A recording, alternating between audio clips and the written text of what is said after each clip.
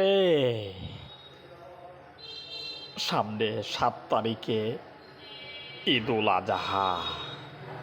এই ঈদে আমার মা বাবা যদি বেঁচে থাকতো আমি অনেক খুশি হইতাম। আমার মা বাবা বেঁচে নেই, আমার অনেক কষ্ট, আমার অনেক কষ্ট।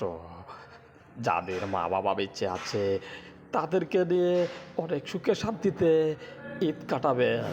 আমার মতো জনম দুঃখে কেউ হবেন না। আমার অনেক কষ্ট এই ঈদে, আমার অনেক কষ্ট। ৭ তারিখ ঈদুল আজহা, অনেক খাওন, অনেক মজা হবে, অনেকে অনেক ধরনের আইটেমে খাওয়া খাবে, কিন্তু আমি আমি পারবো না খাইতে, আমি পারবো না খাইতে। আমার অনেক কষ্ট, অনেক